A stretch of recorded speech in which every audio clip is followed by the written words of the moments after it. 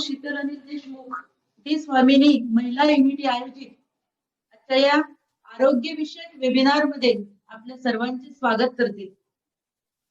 स्त्री ही प्रपंचाच्या वर्तुळाचा केंद्रबिंदू समजल्यास तिच्या भोवती परिघात फिरणारे सर्वच असतात. तिची प्रकृती नीट सांभाळली गेली तरच ती कुटुंबातील इतर घटकांकडे लक्ष पुरवू शकते.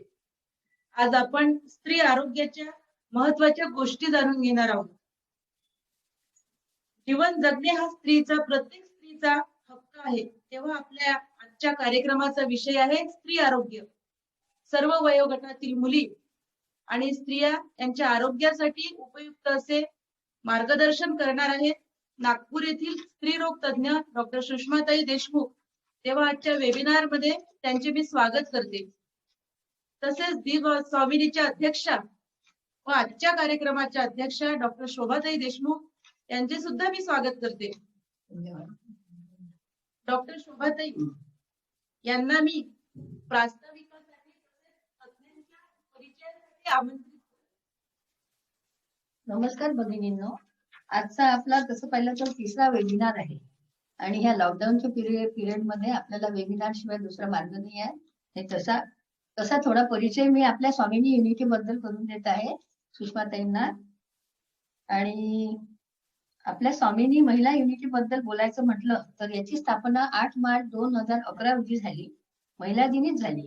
आणि उद्देश हा होता की समाजातील आपल्या महिलांचे एकत्रीकरण करणे, ओळख आणि नातेसंबंध वाढविणे आणि ते सुदृढ करण्याकरता म्हणून आपण हा फॉर्म केलेला एक ग्रुप आहे. आणि आपल्याच बायांची आपल्याला ओळख नसते. ओळख असली तरी आपण लाजतो बुजतो, यांच्याशी कसं बोलायचं, ही बाई मोठी आहे, ही घरची श्रीमंत आहे. पण हे सगळे नातेसंबंध एकत्र करण्याकरता, जवळ आणण्याकरता हा ग्रुप फॉर्म केला आहे. आणि त्यामध्ये आपण विविध प्रकारचे उपक्रम घेत असतो. आणि आपला वधूवर मेळावा हा दरवर्षी चांगल्या रीतीने यशस्वी रीतीने पार पडतो. सुषमाताईंनी मागच्या वर्षी बघितलंच आहे. तसंच महिला उद्योजक मेळावा हा पण आपल्याला भरपूर म्हणजे चांगल्या प्रमाणात यशस्वी होतो. याच्यात जवळपास आपले 60 स्टॉल्स असतात. मागच्या वर्षीच्या महिला उद्योजक मेळाव्यामध्ये 60 स्टॉल्स होते. भरपूर प्रतिसाद मिळाला होता, अपेक्षेपेक्षा जास्त प्रतिसाद मिळालेला होता. आणि त्यात विविध कला गुणांनी नटलेल्या आपल्या स्त्रिया चांगल्या रीतीने पार्टिसिपेट करत होत्या. तसंच आपण महिलांचे होतकरू महिलांचे व गुणवत्ता प्राप्त विद्यार्थ्यांचे सुद्धा आपण सेलिब्रेशन करतो, त्यांना प्राइजेस देतो, त्यांचं कौतुक करतो. तसंच आपण मागच्या वर्षी शहीदांना श्रद्धांजलीचा कार्यक्रम आयोजित केला होता पुलवामाचा. तो पण आपला खूप चांगल्या रीतीने पार पडला होता. आम्ही स्लो मार्च घेतला होता राजकुमार चौकातून. मेणबत्त्या हातात घेऊन आम्ही अगदी छान बऱ्याच म्हणजे जवळपास 40-50 बाया आम्ही एका लाईन मध्ये चालत होतो. नंतर मागील वर्षी उद्योजक मेळाव्याला भरपूर प्रतिसाद मिळाला होता. तसंच आम्ही मागील वर्षी 7 बचत गटांची स्थापना केली. आणि बचत गटांच्या स्त्रिया सुद्धा इतक्या अभिमानाने आणि इतक्या कौतुकाने आणि इतक्या त्यात सहभागी झाल्या की त्याला खूप चांगला प्रतिसाद मिळाला. आणि त्यामुळे खेड्यापाड्यातील बाया, गावगावीच्या बाया सुद्धा त्याच्यामध्ये सहभागी होऊ लागल्या. आणि त्या स्वतःहून आम्हाला फोन करू लागल्या की आता काल शिराळ्याला इतका मोठा मेळावा झाला, त्यांनी हळदी कुंकू आयोजित केलं होतं, स्नेहमिलन आयोजित केलं होतं, बचत गट फॉर्म केले होते, रांगोळी स्पर्धा केली. खूप खूप खूप प्रकारे त्यांनी आपलं सगळं दाखवलं त्यांनी स्वतःच. आता हे झालं आपल्या याच्याबद्दल. आता त्यांनी म्हणजे टॅलेंट दाखवले आपापले. आणि आता परत उद्या काहीतरी बेलोरा ह्या गावी जाणार आहेत आपल्या महिला. आणि तिथे सुद्धा त्यांना आग्रहाची विनंती आहे की नवनवीन हुशार प्रतिकृती करून रांगोळी स्पर्धा, कोणी डिझाईन्स काढतात, कोणी अजून काय केलं होतं, काय पाककला स्पर्धा वेगवेगळे करतात त्या. तसंच आता आजच्या आपल्या ज्या वक्ते मिळालेल्या आहेत आपल्याला, आपलं अवभाग्य आहे की आपल्याला सुषमा देशमुख ह्या चांगल्या वक्त्या मिळालेल्या आहेत. तशाच त्या सुप्रसिद्ध स्त्रीरोग तज्ञ आहेत नागपूरच्या. आणि त्यांचं काम वंध्यत्व निवारण मध्ये खूप मोठं काम आहे, खूप मोठी कामगिरी आहे. आणि त्यांना कोण नाही ओळखत नागपूरला, सगळे आणि अमरावतीत सुद्धा त्या आता सर्वांना ओळखीच्या झाल्या आहेत. मागच्या वर्षी त्यांचा सत्कार घेतला होता आपण. आणि आता त्यांच्याबद्दल सांगायचं म्हणजे त्यांना अनेक बायांना पुत्रप्राप्ती, कन्याप्राप्ती त्यांच्यामुळे झालेली आहे. अशा खूप बाया असतात की ज्या नाराज होतात, आयुष्यभर त्यांना मुलं बाळ होत नाही. अशा स्त्रियांना त्या म्हणजे लहान मुलांची प्राप्ती करून देतात आणि त्याच्यामध्ये त्यांचा उजवा हात आहे. तसंच त्यांना त्यांचं प्रेम म्हणा किंवा आई वडिलांप्रती त्यांची आदर म्हणा किंवा सद्गुण असलेले त्यांचे आई वडील, त्यांच्या प्रती त्यांनी जे पुस्तक लिहिलेलं आहे, त्यांची आई सरोजिनी देशमुख आणि वडील डॉक्टर PR देशमुख आणि आई पण डॉक्टर सरोजिनी देशमुख, यांना खूप सामाजिक बांधिलकी व समाजाप्रती तळमळ होती आणि त्यांनी इतकी चांगली सेवा केली लातूर सारख्या गावामध्ये. तेव्हा पहिल्या डॉक्टर होत्या त्या, साधारण 55 सालची गोष्ट आहे.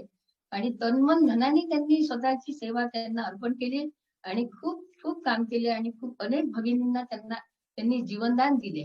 अनेक भगिनी बाळणपणात ज्या खूप किचकट बाळणपण होतात ते सुद्धा त्यांनी सॉल्व्ह करून खूप खूप नाव कमावलं त्यांनी आणि खरंच सेवा दिली. आणि त्यांच्यासाठी त्यांच्या मुलीने म्हणजे सुषमाने खूप छान पुस्तक लिहिलं आहे, अमृतधारा 1 आईसाठी आणि अमृतधारा 2 बाबांसाठी. खरोखर हा क्षण खरंच खूप आनंदाचा आहे आणि आम्हाला सुद्धा आमची सुद्धा कॉलर ताट होते आहे की आमच्यापैकी एका भगिनीने बघा किती छान काम केलेलं आहे आणि त्या आपल्याला आज लाभलेल्या आहेत आपल्या वक्त्या म्हणून. आणि सर्वांनी त्यांचं कृपया मन लावून त्यांचे मुलाचे भाषण ऐकावे. धन्यवाद. सुषमाताई, मी आपल्याला आमंत्रित करते की आपण आपले भाषण सुरू करावे. सर्वप्रथम धन्यवाद एवढी चांगली ओळख करून दिल्याबद्दल. आणि खरंच शोभाताई, मी तुमची सगळ्यांची आभारी आहे. माझ्या सगळ्या तुम्ही या स्वामिनी महिला युनिटी अमरावती त्याचे पदाधिकारी आणि माझ्या सगळ्या ऑनलाईन मैत्रिणींनो, या तुमच्या अतिशय सुंदर अभिनव उपक्रमामध्ये मला तुम्ही आमंत्रित केलं आणि त्याचा एक भाग बनवलं, त्याबद्दल खरंच मी पण तुमचे आभार मानते. दुसरी गोष्ट, मला जेव्हा फोन आला आणि या सगळ्या कार्यक्रमाबद्दल मला एक सांगावंसं वाटतं इथं मुद्दाम, आणि मला व्हॉट्सअपवर मेसेज पण आला.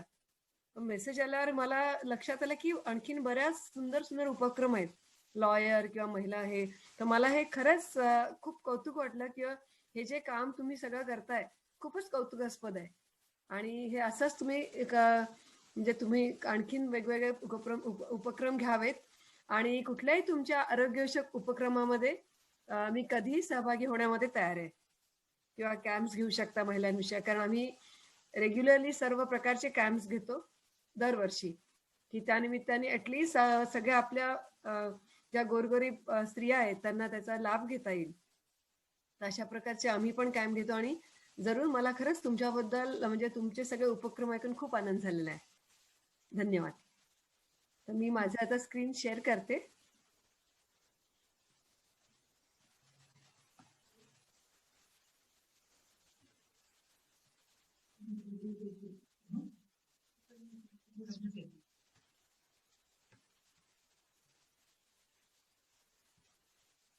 ओके, सगळ्यांना दिसतंय, ऐकू पण येते माझा आवाज? जी मैम, आपकी स्क्रीन विजिबल है और आप ऑडियबल है. ओके, तर सुरुवात करूया आपण स्त्री आरोग्य. सगळ्यात प्रथम मी तुम्हाला विचारते, स्त्री म्हणलं की आपल्या डोळ्यासमोर काय काय येतं? स्त्रीची विविध रूपं आपल्या डोळ्यासमोर येतात, अगदी बाल्यावस्थेपासून ते अगदी प्रौढावस्थेपर्यंत. पण स्त्रीचं असणं इथंच थांबत नाही. स्त्री म्हणजे काय? मला नेहमी विचारतं, स्त्री तुझा रंग कसा? ज्याला हवा तसा, पण सर्वांना हवा हवा असा. स्त्रीचं पूर्ण घरामध्ये अस्तित्व इतकं महत्वाचं आहे की प्रत्येक तिच्या कुटुंबाच्या सगळ्या सदस्यांना तिचं घरामध्ये असणं खूप हवंसं असतं. जरी आपण स्त्रीला बऱ्याच समाजामध्ये बऱ्याच दुर्लक्षित समजलं जातं किंवा सेकंडरी समजलं जातं, तरी पण स्त्रीचं हे प्रत्येक समाजामध्ये अनन्यसाधारण महत्व आहे. कारण आपण जेव्हा बघतो स्त्री, शी इज डॉटर, जेव्हा ती जन्म घेते, she is a bundle of joy. आजही आम्ही म्हणतो की मुलगी जन्मली की आम्ही आमच्या स्त्रियांना म्हणतो की it's a bundle of Joy, she is a sister. एक अतिशय सुंदर प्रकारे ती सगळ्यांना असं म्हणजे बहिणीच्या रूपाने प्रेम देत असते आणि ती त्याचप्रमाणे त्यांना खेळवत पण असते. त्यानंतर तिच्या आयुष्यामध्ये she is the life partner, that is wife, the best partner of life. आणि हे कोणी कबूल करेल की आपण म्हणतो की अर्धांगिनी म्हणून स्त्रीला म्हणलेलं आहे. मदर म्हणलं तर आपण तिच्या आईची महती काय सांगावी, द इटर्नल लव्ह वेन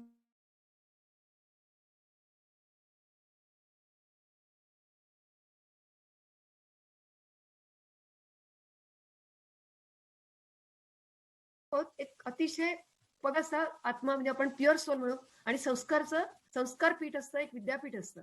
त्याचप्रमाणे आपल्या आजूबाजूला आत्या, काकू, मामा, मामी, अशा नणन, भाऊजय, सासू अशा वेगवेगळ्या रूपांमध्ये स्त्री आपल्या समोर येते. आणि म्हणून आपण तो she is woman, she is wonderful creation of nature.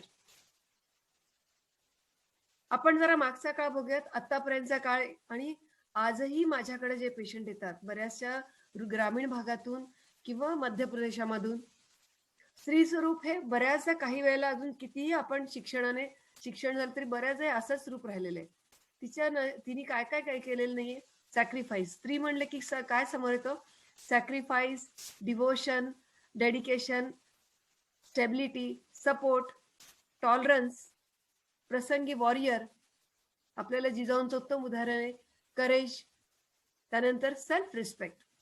ही स्त्री सगळ्या घराला पूर्ण शिकवत असते. हळूहळू स्त्री बदलली आणि त्यानंतर स्त्रीचं हे अनोखं रूप आपल्या समोर आज येते. एका हातात लॅपटॉप, एका हातात मोबाईल, एकीकडं स्वयंपाक, एकीकडं ऑफिसची कामं, अशी वेगवेगळ्या रूपांमध्ये स्त्री येते. या रूपामध्ये नव्या रूपात स्त्री येते, पण स्त्रीचं परत काम तेच आहे. कितीही शिकली सवरली तरी तिला ह्या सगळ्या प्रकारच्या भूमिका ह्या निभावाव्या लागतात. आणि म्हणून स्त्रीचं आपल्या समाजात अनन्यसाधारण महत्व आहे. पण तिच्या आरोग्याविषयी काय, आपण किती विचार करतो तिच्या आरोग्याविषयी. ऍक्च्युली स्त्रीचं आरोग्य हे म्हणजे आपल्या पूर्ण पॉप्युलेशनचंच आरोग्य असतं. आणि जर आपण बघितलं, हेल्थ म्हणजे काय, आपण म्हणतो की हा निरोगी असणं, असं नाहीये. आपण जर WHO ची म्हणजे वर्ल्ड हेल्थ ऑर्गनायझेशनची जर त्याची व्याख्या बघितली तर it's a state of complete physical, mental, social wellbeing. म्हणजे ती मेंटली आणि मनाने पण तिचं तेवढंच ती सक्षम पाहिजे, तेवढीच ती हेल्दी पाहिजे. कारण बऱ्याच आपण बघतो की स्त्री दिसायला हेल्दी दिसते, पण बऱ्याचदा सोशली किंवा मेंटली खूप डिप्रेस्ड असते. तर हे सगळं तिने एकत्रितपणे जर सगळं व्यवस्थित असेल तरच आपण म्हणू शकतो की स्त्री ही हेल्दी आहे. आता तिचं हेल्थ हे कशावर अवलंबून असतं, तिचं हेल्दी असणं, स्त्रीचं हे निरोगी असणं किंवा हेल्दी असणं हे कशावर अवलंबून आहे. तर तिची जी परिस्थिती आहे, जसं गरीब श्रीमंत, ह्या सगळ्यावर तिचं अवलंबून आहे. तसंच एम्प्लॉयमेंट, आज मी मुद्दाम एम्प्लॉयमेंट टाकलाय कारण की स्त्रीनी स्वतःच्या पायावर उभं राहणं खूप आवश्यक आहे. छोटे मोठे कुठलेही तिने काहीतरी केलं पाहिजे काम की ज्या योगे ती सगळ्या मुलींना मी सांगता येणार की स्वतःच्या पायावर उभं राहायला पाहिजे. नंबर 3 म्हणजे फॅमिली रिस्पॉन्सिबिलिटीज. बऱ्याच कुटुंबामध्ये आपण बघतो की खूप फॅमिली रिस्पॉन्सिबिलिटी असतात आणि सगळ्यांचं करता करता तिचं स्वतःच्या आरोग्याकडे खूप दुर्लक्ष होतं. आणि त्यामुळे आपल्याला स्पेशली आपल्या डेव्हलपिंग इंडिया, आपली डेव्हलपिंग कंट्री म्हणतो आपण, आणि ह्याच्यामध्ये आरोग्याकडे स्त्रीच्या खूप दुर्लक्ष होतं. कारण सोशल इकॉनॉमिक पॉवर खूप कमी असते. मी हे आपल्यासारख्या महिला म्हणजे सगळ्या तळागाळातल्या महिलांबद्दल सांगते, कारण अजूनही आपला 60 to 70% हा समाज महिलांचा जो आहे तो बराचसा दुर्लक्षित आहे आणि ग्रामीण भागांमध्ये आहे. त्यामुळं त्यांनी हे सक्षम होणं खूप गरजेचं आहे. जेव्हा आपण स्त्रीच्या हेल्थचा विचार करतो, वेगवेगळ्या प्रकारचे येतात. एक रिप्रोडक्टिव्ह हेल्थ म्हणजे प्रजनन विषयक तिची हेल्थ, आणि नॉन रिप्रोडक्टिव्ह. रिप्रोडक्टिव्ह म्हणजे काय, मेन्स्ट्रुअल, पाळीविषयक समस्या, सेक्शुअल, जेनायटल प्रॉब्लेम्स तिचे, त्यानंतर म्हणजे हॉर्मोनल प्रॉब्लेम्स, एंडोक्रायनल, म्हणजे त्यानंतर चाइल्ड बर्थ म्हणजे प्रसूती विषयक, नंतर बर्थ कंट्रोल, फॅमिली प्लॅनिंग आणि मेनोपॉज.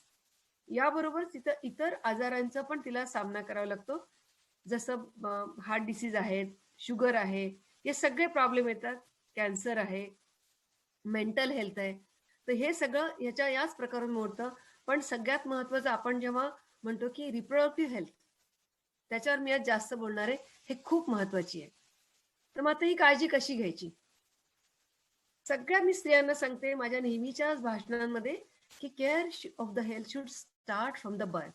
स्त्रीचा जन्म झाल्यापासूनच तिची काळजी करणं हे आपण चालू करायला पाहिजे.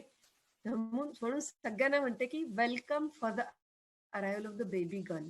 आम्ही आमच्या हॉस्पिटलमध्ये सुद्धा बेबी गर्ल झाल्याबरोबर नेहमी म्हणतो की तुम्ही खूप भाग्यवान आहात. स्त्रीला आम्ही तसंच सांगतो की नाही, खूप छान गोष्ट झालेली आहे. कारण फिमेल शुड सपोर्ट फिमेल, हा माझा नेहमीचा नारा असतो की स्त्रीने स्त्रीला मदत केली पाहिजे, तरच आपण स्त्री भ्रूण हत्येसारखे निंदनीय प्रकार हे वाचवू शकू. त्यामुळे मला या प्लॅटफॉर्मवर अगदी मनापासून सांगावंसं वाटतं की प्रत्येकाने ही अशी मनातली भूमिका काढली पाहिजे की स्त्री ही इन्फेरियर, मुलगी झाल्यावर नकळत आठी येणं किंवा दुसरी तिसरी मुलगी झाल्यावर आठी येणं चुकीचं आहे. एक अतिशय निरागस तुमच्या दान देवानी पदरात दिलेले, त्याला वाढवणं तुमच्या हातात आहे. त्याला अफेक्शनेट सपोर्ट आणि केअरिंग सिस्टीम देणं हे तुमचं काम आहे. तर इथून आपल्या आयुष्याची पहिली सुरुवात म्हणून पहिला मंत्र आहे की फिमेल शुड सपोर्ट फिमेल. तर हे जर झालं तर आयुष्यातले किंवा रिप्रोडक्टिव्ह हेल्थ मधले निम्मे प्रॉब्लेम कमी होतील. म्हणजे तुम्ही जन्मलेल्या बाळाला हेल्प करा, तुमच्या मुलीला मदत करा, बहिणीला हेल्प करा, त्यानंतर तुमच्या सुनेला, सगळ्यांना प्रत्येकीने मदत केली पाहिजे. आता कशी? तर स्त्रीचे प्रमुख अंग काय? किशोरावस्था म्हणजे ॲडोलसंट, म्हणजेच पौगंडावस्था, प्रजोत्पादन काल म्हणजे हा साधारण किशोरावस्था आपण 10 ते 19 वयोगट म्हणतो. प्रजोत्पादन प्रजननशील अवस्था हा म्हणजे रिप्रोडक्टिव्ह फेज, ही साधारणतः 20 ते 40 वर्ष, आणि प्रौढावस्था म्हणजे 40च्या वर. अशा 3 फेजेसमध्ये आपण स्त्रीचं सगळं हे डिवाइड करतो. पण हे कशामुळे होतं? हे सगळं आपण कशासाठी वेगवेगळ्या अवस्था का बरं निर्माण झालेल्या आहेत? कारण रिप्रोडक्टिव्ह सिस्टीम. तुम्ही बारकाईने इथं जर पाहिलं तर तुम्हाला गर्भाशय दिसेल इथे, ह्या इथे हे गर्भाशय दिसेल तुम्हाला इथे, ह्या 2 फॅलोपियन ट्यूब्स आणि अंडकोश. तर ह्या अंडकोशामधून स्त्री हॉर्मोन्स हे स्त्रवले जातात. जेव्हा स्त्री बाल्यावस्थेत असते म्हणजे वयोवर्ष 10च्या आतमध्ये, त्यानंतर तिच्या शरीरात हे बदल व्हायला लागतात आणि इस्ट्रोजन, प्रोजेस्टेरॉन हे हॉर्मोन्स स्त्रवले जातात आणि त्यामुळे तिच्या शरीरात हे बदल व्हायला चालू होतं. हा आयुष्यातला तिचा पहिला टर्न असतो आणि या सगळ्या हॉर्मोन्समुळे तिच्या शरीरात हे वेगवेगळे बदल होत असतात. त्यामुळे या सगळ्या बदलांविषयी आपण जाणून घ्यायला हवं. तर आपण थोडक्यात आता, कारण आपण इतक्या ह्याच्यामध्ये आपण खूप जितकी माहिती मी तुम्हाला प्रॅक्टिकल पॉइंट्स देण्याचा प्रयत्न करेन, सगळं डिटेल्स आपण खूप ह्याच्यामध्ये, कारण सगळ्या पूर्ण कम्प्लीट स्त्री आरोग्य म्हणजे एका ह्याच्यात संपणारा विषय नाहीये. पण मी थोडक्यात सांगते. जसं आता ॲडोलसन्स म्हणजे पौगंडावस्था, साधारण मी तुम्हाला 19 ते 20 वर्षाचा कालावधी आहे. हा का असं म्हणतो आपण? ह्याच्यामध्ये का महत्वाचा आहे? कारण morphological changes in all organs and systems, म्हणजे पूर्ण शरीरामध्ये सगळे बदल व्हायला चालू होतं. त्याचप्रमाणे मेंटल अँड सायकोलॉजिकल डेव्हलपमेंट, त्याच्याबरोबरच गोनॅडल सिस्टीम म्हणजे रिप्रोडक्टिव्ह सिस्टीम, प्रजनन संस्था ही मॅच्युअर व्हायला लागते, सक्षम व्हायला चालू होतं. त्यामुळे हा कालावधी खूप महत्वाचा आहे. त्याच्यामध्ये काय बदल? पौगंडावस्था, कुठले बदल येतात? तिच्या शरीरामध्ये बदल येतात. सेकंडरी सेक्स कॅरेक्टर्स म्हणजे ब्रेस्ट बर्ड्स येतात. त्याचप्रमाणे काखेमध्ये केस यायला चालू होतं. शरीराला गोलाई वाढते, शरीराची उंची वाढते आणि हे बदल चालू असतानाच अचानक एक महत्वाचा बदल म्हणजे मासिक पाळी चालू होते. आणि त्यामुळं या सगळ्यांना तोंड देतात. तिचे मानसिक संतुलन पण थोडंसं बिघडतं. ती चिडचिडी होते, तिला घरातल्या लोकांशी बोलावंसं वाटत नाही, कधी कधी दुरुत्तर होतात. त्याचप्रमाणे हा जमाना वेगळा आहे, जरा मोबाईल आणि ह्याचा आहे, त्याच्यामुळं वेगळ्या विश्वात रमायला लागते आणि घरच्यांना वाटतं की हिला काहीतरी प्रॉब्लेम झालेले आहेत. बऱ्याचदा आता माझ्याकडं मुली येतात किंवा त्यांचे आई लोक मुलींना घेऊन येतात. ते वेगवेगळे प्रॉब्लेम्स आम्ही बघतो. तर त्याच्यातलं मी एक तुमच्यावर शेअर पण करेन. वेगवेगळ्या, जसं आता मी ह्याच्यामध्ये 2 गट करते. एक अशिक्षित मुली, आणि ज्यात बऱ्याच ह्याच्यामध्ये आजही बघतो की मुली ह्या अशिक्षित मुली पण येतात आमच्याकडे, किंवा अगदी लहान वयात कुठेतरी लग्न झाले असं कामाला लागलेले असतात, किंवा शिक्षण घेणाऱ्या. आता ह्याचं प्रमाण वाढते, खूप आनंदाची गोष्ट आहे. आजकाल आपण बघतो आपल्या घरी काम करणाऱ्यांच्या पण मुली शिकतायत, खूप छान, चांगला बदल आहे हा. पण तरी ॲज अ स्त्रीरोगतज्ञ म्हणून बघताना आमच्या पेशंटमध्ये याचं पण प्रमाण थोडंसं आम्हाला दिसतं. पण शरीराचे प्रॉब्लेम ही समस्या थोडक्यात ह्या कमी अधिक प्रमाणात सारख्याच असतात. कुठल्या असतात ह्या समस्या? एक चांगलं खाणं पिणं. आम्ही म्हणतो की ह्या मुलींचं हे ग्रोईंग एज आहे, वाढतं वय आहे, त्यांना व्यवस्थित खाणं पिणं मिळालं पाहिजे. कारण काय होतं याच्यामध्ये, अजून याच्यामध्ये आपण 2-3 प्रकारे म्हणू की ज्या मुलींना खाणं पिणं सगळं माहिती असतं, पण फास्ट फूड आणि ह्या कल्चरमध्ये व्यवस्थित न्यूट्रिशन शरीराला मिळत नाही, किंवा पोटॅटो काउच म्हणतो, किंवा मुलींचं लठ्ठपणाचं प्रमाण खूप वाढतंय आणि बऱ्याच मुलींना खाण्याचे प्रॉब्लेम असतात. तर ह्या सगळ्याच्यामध्ये आपल्याला तिला प्रॉपर न्यूट्रिशन म्हणजे चांगलं जेवण म्हणजे काय, साधं नॉर्मल आम्ही सांगतो की हिरव्या पालेभाज्या, मोडलेली कडधान्य, फळं, हे सगळं सॅलड, हे सगळं व्यवस्थित खाल्लं पाहिजे. त्याचप्रमाणे दुसरं एक महत्वाचं मला इथे सांगावंसं वाटतं की स्ट्रेस, टेन्शन, ओव्हरवर्क, ओव्हरलोडेड. तुम्ही आज पहा शाळांमध्ये किती त्यांना केवढं ओझं आहे त्यांच्या बॅगचं, स्कूल बॅगचं, की त्यामध्ये त्यांचं होमवर्क असतो, इतकं ओझं असतं की त्याच्यामध्ये त्या दबलेल्या असतात मुली. त्याचप्रमाणे बसणं, नुसतं बैठक जास्त असते, एक्सरसाइज नसतो, व्यायामाचा अभाव असतो. अतिशय वेगवेगळ्या मध्येच माझ्याकडे एक आत्ता मागच्या आठवड्यात एक मुलगी आली होती, तिची आई घेऊन आली होती. तिला मेन्स्ट्रुअल प्रॉब्लेम म्हणजे पाळीचे विषय खूप प्रॉब्लेम होते. त्याच प्रमाणात माझ्या लक्षात ही मुलगी खूप जरुरीपेक्षा लठ्ठ आहे. तरी मी तिला विचारलं की तुझं कसं शेड्यूल आहे? तर तिचं सकाळपासून जे तिचं चालू होतं पूर्ण, तर तिचं आईचं म्हणणं होतं की जेव्हा तिच्या शाळा असतात तेव्हा ती लवकर उठते, बाकी इतर वेळेला ती 12 वाजता किंवा 11-12 वाजता उठते, कारण खूप बिझी असते. मी म्हटलं व्यायाम, मी प्रत्येक आईला आणि मुलीला हमखास हा प्रश्न विचारते की व्यायामाचं कसं करता तुम्ही, व्यायाम किती करतो? आणि खरंच आपल्याला आश्चर्य वाटेल की फार कमी आहे प्रमाण व्यायामाचं. प्रत्येकाचं म्हणणं आहे मुलीचं आणि यायचं आम्हाला वेळच मिळत नाही. तिने सांगितलं सकाळी 7 ते रात्री 7 पर्यंत बिझी असते. ट्युशन म्हणजे आता तर लॉकडाऊन चालू आहे, पण त्याच्या आधीची पण गोष्ट की ट्युशन्स, मग शाळा आणि परत ट्युशन्स. अरे छोट्याशा मुलींना किती ट्युशन्स लावणार आहे तुम्ही? आणि शाळा जर सक्षम असतील तुमच्या व्यवस्थित, तर तुम्ही तिच्या एक्सरसाइजकडे लक्ष द्या, बाकी गोष्टींकडे लक्ष द्या. एखादा विषय समजत नसेल तर तुम्ही करू शकता, पण तिच्या आरोग्याकडे लक्ष देणं हे आईचं खूप मोठं काम आहे. कारण इथूनच हे सगळे आरोग्यविषयक संस्कार हे घडत जातात. व्यवस्थित तुम्ही मुलीला सकाळी उठायची सवय लावली पाहिजे. बाकीच्या तिच्या, कारण आता कॉलेजमधला एक ग्रुप येतो, त्यांचे आता कॉलेजमध्ये गेल्यावर मुली लवकर उठत नाहीत, मुलींचे वेगवेगळे प्रॉब्लेम चालू होतात आणि सगळ्यांचं म्हणणं असं की नाही मुली शिकतायत. मी म्हटलं शिकणं वेगळं आणि नॉर्मल तुम्ही सगळ्या ऍक्टिव्हिटी करणं, एक छंद असावा. प्रत्येक मुलीला एक छंद पाहिजे आणि एक प्रकारचा एक कुठला तरी तिने गेम हा डेव्हलप केला पाहिजे. हे खूप महत्वाची गोष्ट आहे. कारण आता मी पुढे बोलणार आहे की एक महत्वाची समस्या PCOS, पॉलिसिस्टिक ओव्हरियन सिंड्रोम, याबद्दल मी थोडं सांगणार आहे. कारण ज्यांच्या मुली किंवा ज्यांच्या नात वगैरे असेल त्यांनी खरंच ह्या गोष्टींकडे लक्ष दिलं पाहिजे.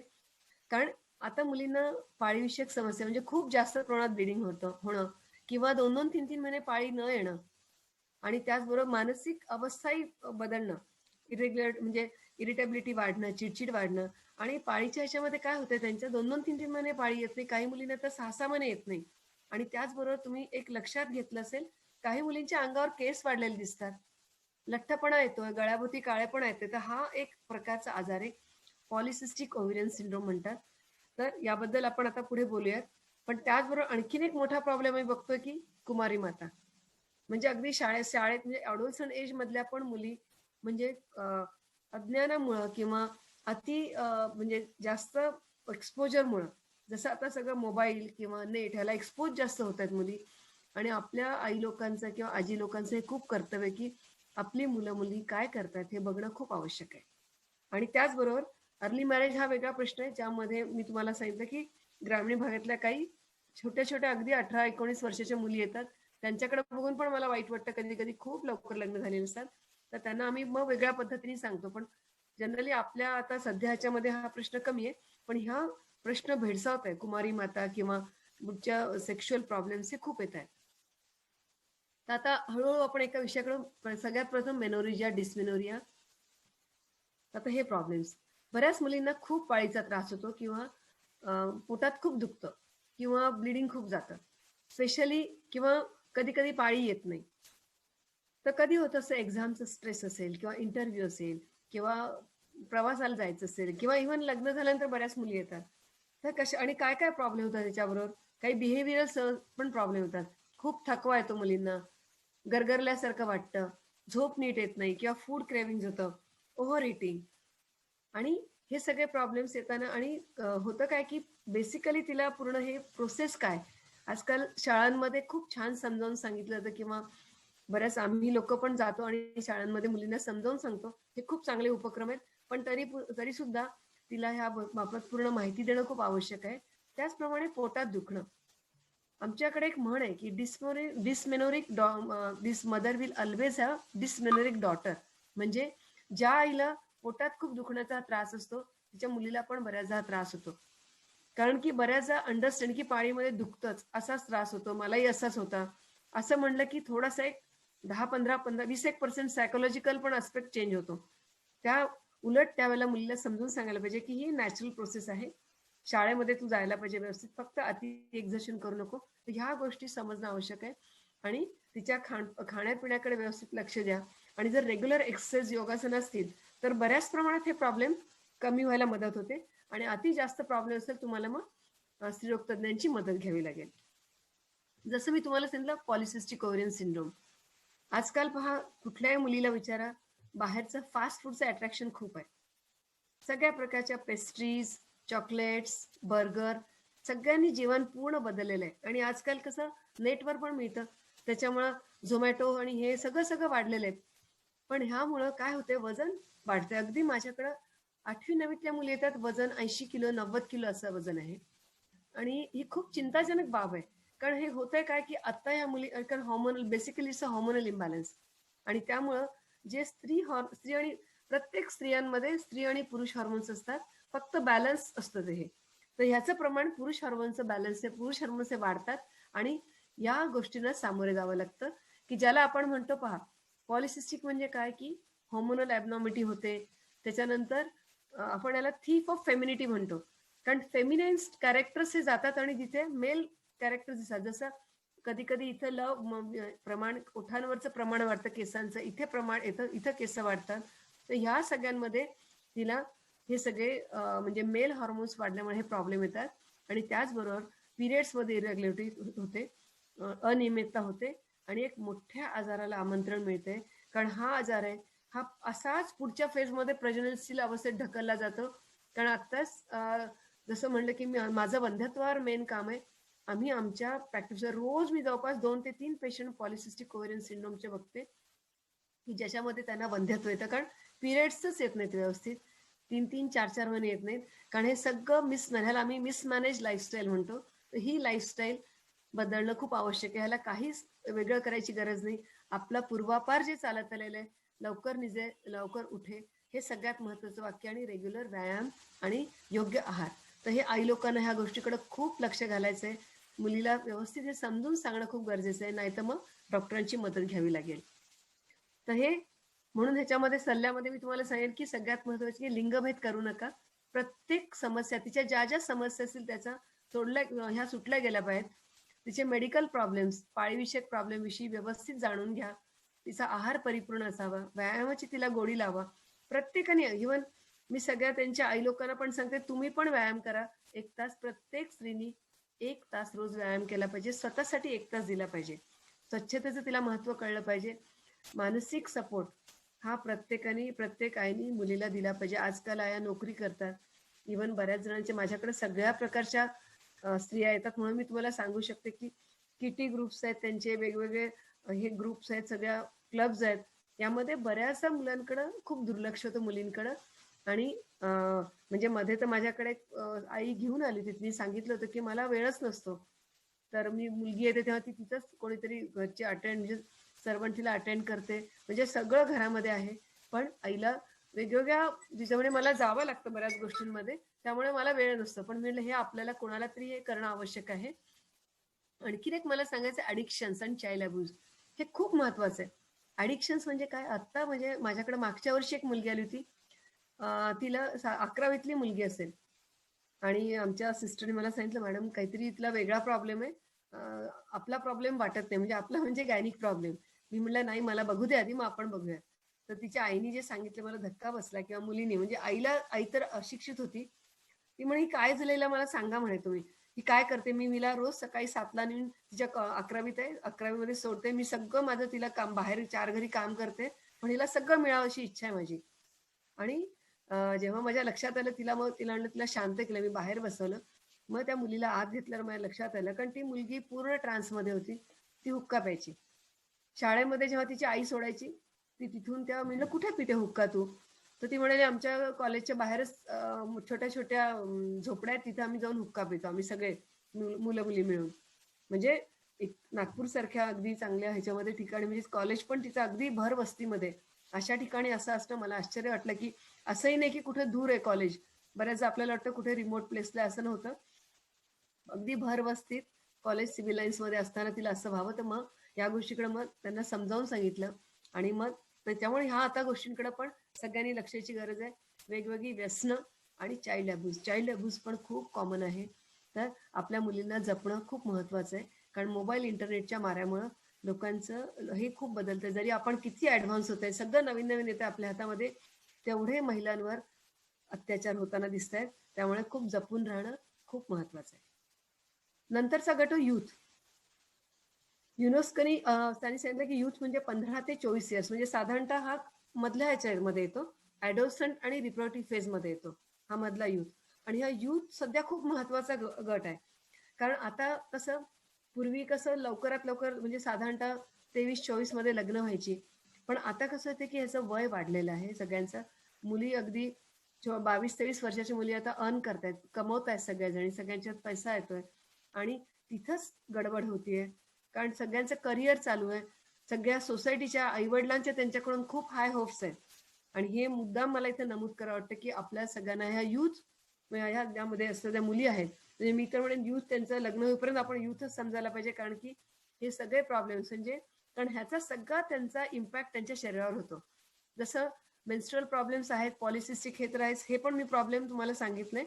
पण त्याचबरोबर सोशल प्रॉब्लेम्स त्याच्यानंतर करिअर स्ट्रेस कॉम्पिटिशन ॲडिक्शन्स म्हणजे परत वेगवेगळ्या व्यसनांच्या अधीन होत आहेत.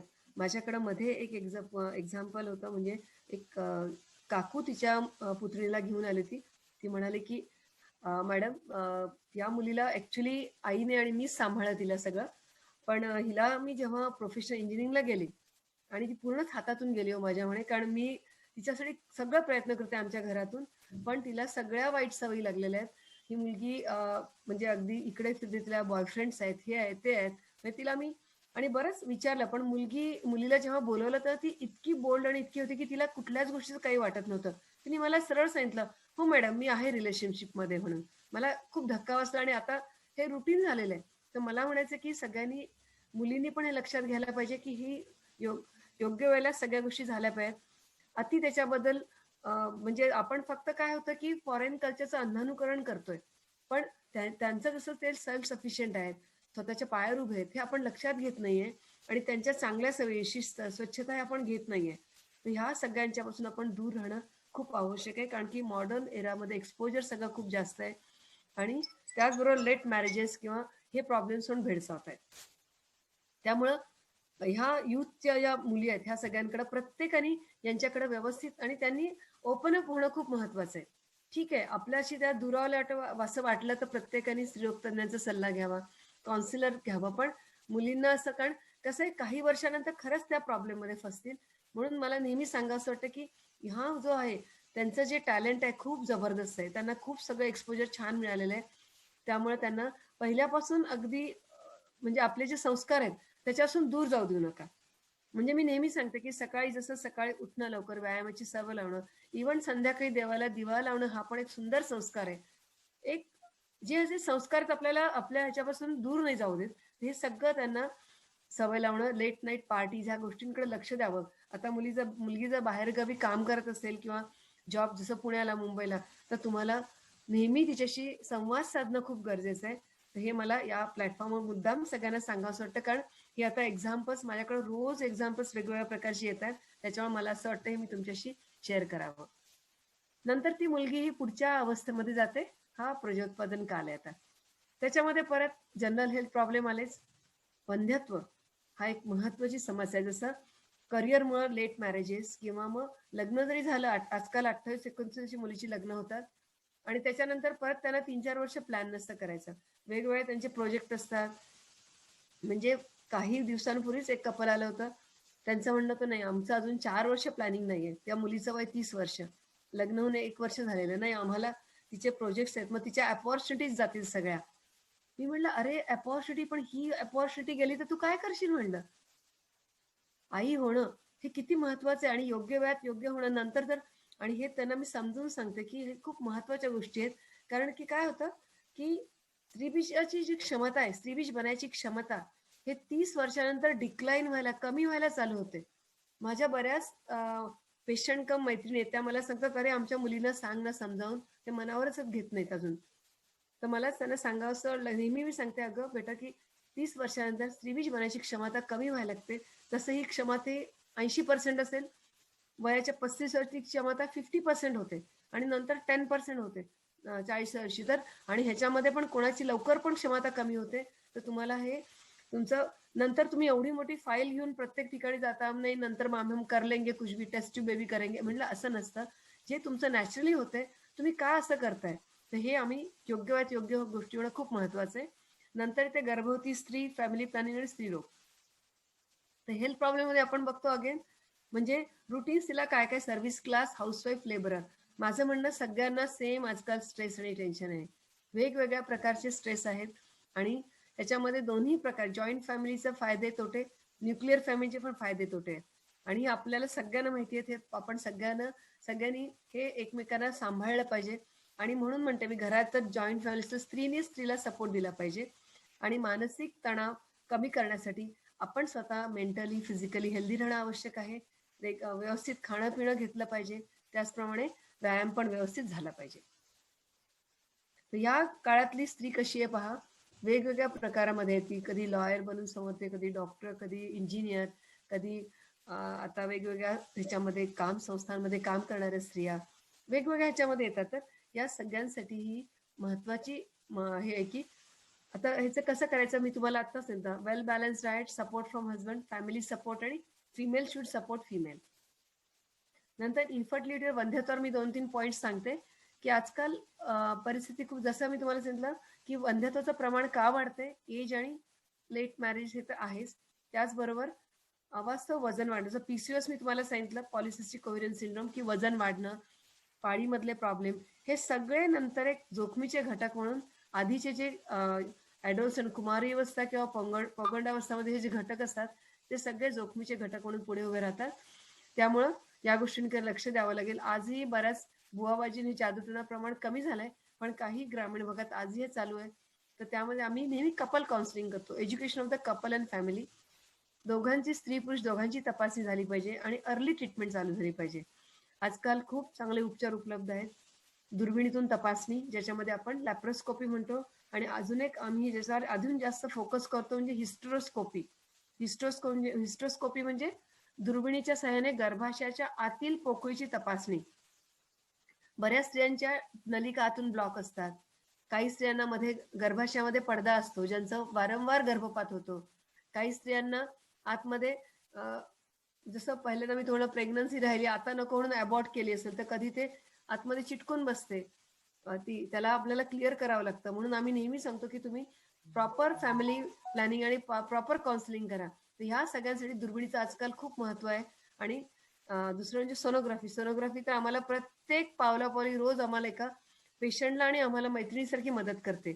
आणि टेस्ट ट्यूबचं तंत्रज्ञान आपल्याला आजकाल सगळ्यांना माहिती आहे, त्याच्याबद्दल खूप सांगायला नको की आपण हे इन व्हिट्रो फर्टिलायझेशन म्हणतात. त्याला आपण गर्भाशयाच्या बाहेर आपण गर्भ बनवतो आणि नंतर तो गर्भाशयात ठेवतो. जेव्हा ट्यूबल प्रॉब्लेम, फॅलोपियन ट्यूबचे प्रॉब्लेम असतील किंवा अंडकोशाचे किंवा काही वेगवेगळे प्रॉब्लेम, या सगळ्या प्रॉब्लेममध्ये आपल्याला ह्या तंत्रज्ञानाचा खूप उपयोग होतो. पण मी माझ्या पेशंटला सगळ्यांना सांगते, जरी माझं IVF टेस्ट ट्यूब सेंटर असेल, या गोष्टीकडे तुम्ही नका जाऊ, कारण तुम्ही योग्य वेळात योग्य गोष्टी करा. कारण की हे सगळं तुम्हाला त्रासदायक राहणार आहे नंतर. आणि इतकं वाटतं तितकं सोपं नसतं. पेशंटचा त्रास किंवा त्यांचं सफरिंग आम्ही बघतो. तर म्हणून मला नेहमी सांगावं वाटतं की तुम्ही प्रॉपर तुमच्या ह्याच्यात पूर्ण तुमच्याची आखणी केली पाहिजे. तुमच्या आरोग्यविषयक प्रॉब्लेमची किंवा आपल्याला काय करायचं याची सगळी आखणी तयार पाहिजे. डॉक्टरांना भेटून प्री मॅरेज काउन्सिलिंग आणि प्री कन्सेप्शनल काउन्सिलिंग ह्याचा सल्ला हा जरूर घेतला पाहिजे. आता गर्भवती स्त्री त्याच्यामध्ये पण परत ग्रामीण आणि शहरी विभाग आजकाल सगळीकडे गव्हर्नमेंटनी पण खूप चांगल्या सुविधा आहेत. प्रॉब्लेम्स अगेन परत जेवणा डाएटचे योग्य पोषण झालं पाहिजे, प्रॉपर तिला रेस्ट मिळाली पाहिजे, फॅमिली सपोर्ट मिळाला पाहिजे आणि तिचे हाय रिस्क प्रॉब्लेम्स साधं ब्लड प्रेशर वाढणं, त्यानंतर आजकाल शुगर डायबिटीसचं प्रमाण खूप वाढतं. आम्ही एव्हरी सेकंड थर्ड पेशंटमध्ये आम्हाला प्रेग्नन्सी इंड्यूस डायबिटीस दिसतोय. नंतर ऍडवाइस बरेच आम्ही सांगतो पेशंटला फॉलोअप सांगतो. बऱ्याचदा पेशंट प्रॉपर वेळेला येत नाही किंवा इकडे मी गेले तिकडे गेले किंवा बाहेरचं खाल्लं, ट्रॅव्हलिंग अननेसेसरी होतं. हे सगळं तुम्ही डॉक्टरांच्या सल्ल्याप्रमाणे ऐकलं तर तुमचे बरेचसे प्रॉब्लेम कमी होतील. आमचा एक खूप सुंदर प्रोजेक्ट आहे 2007 पासून, गर्भवती व गर्भसंस्कार, आणि ऍक्च्युली त्यामार्फत आम्ही गेल्या 13 वर्षांपासून अगदी एव्हरी सॅटर्डे संडे आमच्या हॉस्पिटलला क्लासेस असतात. त्याच्यामध्ये आम्ही प्रेग्नन्सी विषयी, त्यानंतर त्या बाळाविषयी माहिती, त्याच्यानंतर योगा प्राणायाम, प्रॉपर गर्भसंस्कार आणि how to be happy in pregnancy याबद्दल आणि सगळं समुपदेशन करतो. गेल्या 6 महिन्यापासून आम्ही ऑनलाईन पण चालू केलेले आहेत. मी तुम्हाला पुढच्या ऑनलाईनची नक्की लिंक देईन, कारण अतिशय आम्हाला मागच्या वेळेस आम्हाला इतक्या 100पेक्षा जास्त ANC गर्भवती स्त्रिया जॉईन झाल्या होत्या. तर सुंदर हा एक 3 दिवसाचा प्रोग्राम असतो. तर तुम्हाला मी नक्की पुढच्याला अगदी आठवणीने लिंक देईन. तुम्ही आपल्या सगळ्या बहिणींना सर्क्युलेट करा, म्हणजे सगळ्यांना याचा लाभ घेता येईल. त्याच्यामुळं सगळं प्रॉपर फॉलोअप पाहिजे. त्याच्यानंतर मेडिकेशन, आयर्न कॅल्शियम तिने घेतलं पाहिजे, व्यवस्थित तपासण्या केल्या पाहिजेत. सोनोग्राफीच्या आजकाल 3 ते 4 तपासण्या करतात कमीत कमी. सगळ्या तपासण्या खूप महत्वाच्या आहेत. प्रत्येक फेजला वेगवेगळं महत्व आहे. त्यामुळे ह्या सगळ्या तपासण्या करणं खूप आवश्यक आहे. आणि जर डॉक्टरला सांगितलं, डॉक्टरांनी की तिला बेड रेस्ट लागते, हाय रिस्क प्रेग्नन्सी आहे, तर घरच्या सगळ्यांनी तिला फॅमिली सपोर्ट दिला पाहिजे. कारण की हाय रिस्क म्हणजे काहीतरी प्रॉब्लेम आहे आणि त्या मार्फत तुम्ही तिला पूर्ण सपोर्ट करणं खूप आवश्यक आहे. वेगवेगळ्या तिचे छोटे छोटे त्रासांची पण आपण दखल घेतली पाहिजे. त्यानंतरचे हे दुसरे प्रॉब्लेम असतात या एज ग्रुपचे, गुप्तरोग किंवा एड्स किंवा मेनोरिजिया, गर्भाशय किंवा ट्यूमर वेगवेगळ्या प्रकारचे, त्याला रेग्युलर चेकअप. जेव्हा स्त्रीला कुठलाही त्रास होतो, बऱ्याच स्त्रियांना कसं वाटतं की आता बाळणपण झालं, फॅमिली प्लॅनिंगचं ऑपरेशन झालं, आता कशाला दाखवायचंय, म्हणजे या एज ग्रुपमधल्या पण स्त्रियांना वाटतं आणि 40 नंतरच्या स्त्रियांना पण वाटतं. आणि बऱ्याचदा दुर्लक्ष करतात, जात असेल जास्तीचं, किंवा आजकाल बाकी दुसरे प्रॉब्लेम पण खूप वाढतायत किंवा वेगवेगळे आजार वाढतायत. तर स्त्रियांनी स्वतः शुद्ध आचरण केलं पाहिजे, नैतिकता आणि प्रॉपर तपासण्या केल्या पाहिजेत. त्याचप्रमाणे ब्लिडिंग जास्त, कधी छोट्या छोट्या गाठी असतात. बऱ्याचदा आम्ही छोटे, जसं मी तुम्हाला हिस्ट्रोस्कोपी सांगितलं, त्या तंत्रज्ञानाद्वारे आम्ही त्या छोट्या गाठी काढतो आणि वेगवेगळे प्रॉब्लेम लगेच सॉल्व्ह होतात. दरवेळेला मोठं ऑपरेशन करायची गरज नसते आणि कमी प्रमाणात असतानाच तुम्ही डॉक्टरांना दाखवलं पाहिजे आणि त्याबद्दल पूर्ण माहिती मिळवली पाहिजे. फॅमिली प्लॅनिंग ही खूप महत्वाची आहे आणि पॉप्युलेशन एक्सप्लोजन इफेक्ट खूप आपल्याला भेडसावत आहेत. त्याच्यामुळे आपण ह्या सगळ्यांसाठी आजकाल पाणी, अन्न, सगळ्यांची एज्युकेशन, सगळीकडे बेकारी, हे सगळ्यांची स्कॅर्सिटी होते, नोकरी वगैरे. त्यामुळे आपल्याला ह्या गोष्टीकडे लक्ष खूप दिलं पाहिजे आणि प्रत्येकाने आपापल्या गायनेकोलॉजिस्ट आपल्याला जे जमेल ते कॉन्ट्रासेप्शन म्हणजे फॅमिली प्लॅनची मेथड ही यूज केली पाहिजे. ठीक आहे. म्हणून मी नेहमीच life is in your hands, life can be worries with so many issues. आता हे प्रमाण कमी आहे, पण तरी काही कम्युनिटीमध्ये दिसतं. त्यांना मी नेहमी सांगते, life can be paradise with wise thinking of family planning. आता हळूहळू आपली आयुष्याची गाडी हळूहळू 40कडे वळलेली आहे. आपण अगदी बाल्यावस्थेपासून चालू केलं होतं, पौगंडावस्था संपलेली आहे, प्रजननशील अवस्था संपलेली आहे, आता 40. आता जसं किंवा पेरीमेनोपॉझल, 40 म्हणजे आम्ही काय म्हणतो, पेरीमेनोपॉझल ग्रुप, म्हणजे आता मेनोपॉज किंवा रजोनिवृत्ती किंवा ऋतुनिवृत्ती कधी पण येऊ शकेल. याचं कारण काय, मी मगाशीच तुम्हाला म्हणलं की जसं स्त्री हॉर्मोन्स शरीरामध्ये यायला लागतात ह्या अडोलसंट एजमध्ये, तसंच त्यांचं जाण्याचं प्रमाण 40 नंतर चालू होतं. त्यामुळं त्रास कुठले होतात स्त्रीला, वेगवेगळे प्रॉब्लेम, अचानक घाम येणं, घाबरण्यात, कारण हे सगळे पेरीमेनोपॉझल सिम्पटम्स आहेत की पाळी जायच्या वेळेला खूप अचानक धडधड व्हायला लागतं, अचानक खूप घाम येतो किंवा मग कॉन्फिडन्स कमी होतो, नैराश्य यायला लागतं आणि हे सगळे प्रॉब्लेम्स येतात. त्याचबरोबर कसं पूर्वीचा जो कॉन्फिडन्स असतो की पूर्वी मला मला बायका स्त्रिया म्हणतात की मॅडम पूर्वी आम्हाला घरामध्ये 10 लोक आले तरी मला भीती वाटायची नाही स्वयंपाकाची. आता 4 लोक 2 एक्स्ट्रा आले तरी मला धडधडवायला लागतं की मी करू शकेन की नाही. तर हा जो लॉस ऑफ कॉन्फिडन्स असतो तो थोडासा वाढतो. तर या वयामध्ये आपल्याला खूप व्यवस्थित लक्ष आता आजकाल कसं होतं दुसरं महत्वाचं म्हणजे न्यूक्लिअर फॅमिली वाढतायत. न्यूक्लिअर फॅमिली वाढल्यामुळे काय होतं की एक एकट्या स्त्रिया घरात असतात आणि दुसरं म्हणजे मुलं आता 40-25 एजला काय होतं की मुलं मोठी होतात. तोपर्यंत स्त्रिया कसं घरामध्ये छान गुंतलेल्या असतात. छान त्यांचं लक्ष असतं मुलांच्या एज्युकेशनकडे, त्यांच्यामध्ये रमल्या असतात आणि हसबंड लोक पण सोबत असतात. हळूहळू काय होतं की 40-25 हसबंड लोकांना बढती मिळते, त्या मोठ्या याच्यावर जातात आणि त्यांचा बाहेरचा व्याप वाढतो. मुलं पण आपापल्या कॉलेजमध्ये किंवा मुली लग्न आपापल्या संसारात रमायला लागतात आणि मग हे एकटं पण तिला खायला लागतं. साधारणतः 50शी नंतर त्याला आम्ही एम्प्टी नेस्ट सिंड्रोम म्हणतो किंवा एम्प्टी होम सिंड्रोम, की घरात एकटीच राहते ती आणि तेव्हा ह्या समस्या जास्त भेसळ आपलं जाणवतात आणि त्यामुळं या ह्याची आपण आधीच तयारी केली पाहिजे. जसं आता तुमचा सुंदर असा स्वामिनी ग्रुप आहे, सगळे तुम्ही असे एकत्र राहिले, वेगवेगळे प्रोग्राम केले तर कुठलाच प्रॉब्लेम येणार नाही कोणालाच. आणि एकमेकांच्या जसं आता आरोग्याची समस्या तुम्ही हे करताय, प्रॉब्लेम येणारच नाही कारण तुमच्या एकमेकांशी भेटणं आहे, बोलणं आहे, मैत्री आहे, तुम्ही फिरताय, एकमेकांकडे जाताय, हे खूप मोठं आहे. स्त्रियांना मी सगळ्यांना सांगते की तुम्ही बाहेर जाणं चालू करा. साधं काही त्या म्हणतात आमची कोणाशीच मैत्री नाही, ठीक आहे देवाच्या मंदिरात जा, पण एक ऍक्टिव्हिटी करा की बाहेर पडा घराच्या, मैत्रिणी जमवा, त्यांच्याशी गप्पा मारा. आता व्हॉट्सअप आहे, तुमच्या शाळेतल्या मैत्रिणी तुम्हाला ग्रुप मिळतात वेगळ्या, तुम्ही तुमचं मन रमवा. किंवा सगळ्यात महत्वाचं म्हणजे मोबाईलचे पण तसं खूप नादाला लागू नये. मेन म्हणजे तुमचा छंद. मी म्हणते ठीक आहे तुम्हाला कशाची तरी आवड असेल ना, वाचायची आवड असेल, एखाद्याला म्युझिकची आवड असते, काही जणी माझ्या मी मैत्रिणी आहेत की त्यांनी ड्रॉइंगवर कॉन्सन्ट्रेट केलेलं आहे. हा सगळा छंद जोपासला पाहिजे आणि आपल्यातल्या कलात्मकतेला वाव दिला पाहिजे, तरच तुम्ही या गोष्टी करू शकता. कारण दुसरे महत्वाचे आजार तुम्हाला इथे राहणार आहेत. काय होतं तुम्हाला की हे पहिले जे तुमचे घाबरणं किंवा धडधड हे सुरुवातीचे त्रास, कारण की स्त्री हॉर्मोन्स आता जायला लागले तुमच्या शरीरातून, ते काढता पाय घेत आहेत हळूहळू. नंतर का बरं हे महत्वाचे आहेत? तुम्हाला ज्या स्त्रीत्वाच्या खुणा शरीरात आहेत ते येण्यासाठी हे कारणीभूत आहेत. त्या खुणा राहतील काही प्रमाणात, पण त्याचबरोबर महत्वाचं काम हे स्त्री हार्मोन्स करतायत, म्हणजे दे प्रोटेक्ट, हार्ट प्रोटेक्टिव्ह आहेत आणि बोन प्रोटेक्टिव्ह तुमचे. तुमच्या लक्षात असेल मेनोपॉज झालं स्त्रियांच्या पाठीमध्ये कमरेमध्ये जास्त दुखायला लागतात, गुडघे जास्त दुखायला लागतात. हे का बरं असं होतं?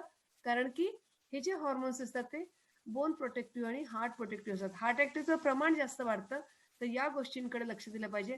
तसंच वेगवेगळ्या प्रकारचे आजार, कॅन्सरचं प्रमाण, कारण ह्या एजमध्ये पाळी विषयक प्रॉब्लेम हे जास्त असतात. जसं मी तुम्हाला म्हणलं हॉर्मोनमध्ये इम्बॅलन्स होतो, तर पाळी सुरू होताना आणि पाळी जायच्या वेळेला तर बऱ्याच स्त्रियांना वाटतं हे तर प्रत्येक जण कसं असतं, जनरली स्त्रियांना कसं होतं या एज मधल्या त्रास असेल तर आजूबाजूला कोणाला तरी विचारतात, ते म्हणतात अरे आम्हालाही असंच होतं, या वयात असं होतच.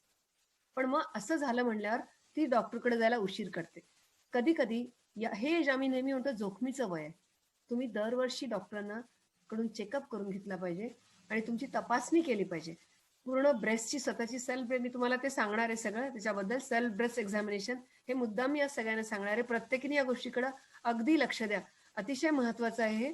मी माझ्या पेशंटना पण नेहमी सांगते की आता पहा, हे वय 10 ते 15% स्त्रियांमध्ये कॅन्सर किंवा वेगवेगळ्या प्रकारच्या गाठी ह्याचं प्रमाण येतं.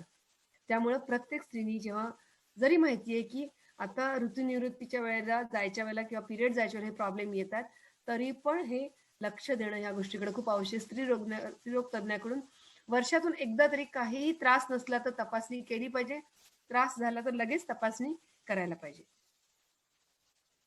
तर हे तुम्हाला मी आता बोललेच आहे की मानसिक चिडचिडापण वगैरे आणि गरम वाटणं, इन्फेक्शन होतं योनी मार्गामध्ये आणि नंतर लॉंग ड्युरेशन सिम्पटम्स काय, ऑस्टिओपोरोसिस म्हणजे तुमच्या हाडांची हाडं कमकुवत होतात, हृदयविकार आणि आपल्या कसं असतं आम्ही नेहमी सांगतो की 60-70 नंतर अल्झायमर्स हा खूप कॉमन होतो आजकाल, कारण की आपली क्रियाशीलता कमी होते मोबाईलमुळे. तर वाचन, छंद, एकमेकांशी बोलणं हे केलं तर तुम्ही ह्याच्यावर मात करू शकाल. ऑस्टिओपोरोसिस आता कशामुळे होतं पहा, रजोनिवृत्ती, व्हिटॅमिन डी, कॅल्शियम डेफिशियन्सी. मला सगळ्यांना विचारतं किती जणी सकाळी, आता या एजमध्ये बरेच जण करतात, पण माझ्या ज्या 20 ते साधारण मुली ज्या आणि करिअरवाल्या मुली येतात, मी सगळ्यांना विचारते किती जणी सकाळी सूर्याचं ऊन घेतात. कितीतरी जणांनी सूर्य बघितलेलाच नाही, कितीतरी महिने झाले. नाही त्यांचं सकाळी उठणंही होत नाही. आलं की आजकाल तर लॉकडाऊन चालू आहे ना. कालच एक मुलगी आली होती. ती म्हणे की तिची आई म्हणाली, क्या करूं मैडम, म्हणे ये तो ध्यान ही नहीं देती. सुबह 9 बजे इसका ऑफिस चालू होता है, बहुत बिजी है, रात को 9 बजे खत्म होता है, घर में लैपटॉप लेकर ऑफिस उसका चालू होता है. मी म्हणलं मग सकाळी उठते नाही होतो बोले 8:30 बजे उठती बोले. और मतलब 9 वाजता ऑफिस संपल्यावर ती काय करते. मग ती 11-12 बजे तक बैठती बोले मोबाईल लेकर. मी तिला समजावलं, तू एकदाही एक्सरसाइज करत नाही, तुझं नेक सारखं बसून तुझं पूर्ण बॅकएक तुला होणार आहे नंतर. ह्या सगळ्या गोष्टींसाठी तुला आत्तापासून आणि लक्ष द्यायला पाहिजे. आणि मी या सगळ्या मुलींचं व्हिटॅमिन डी करते, सगळ्यांचं कमी निघतं, स्त्रियांचंही कमी निघतं.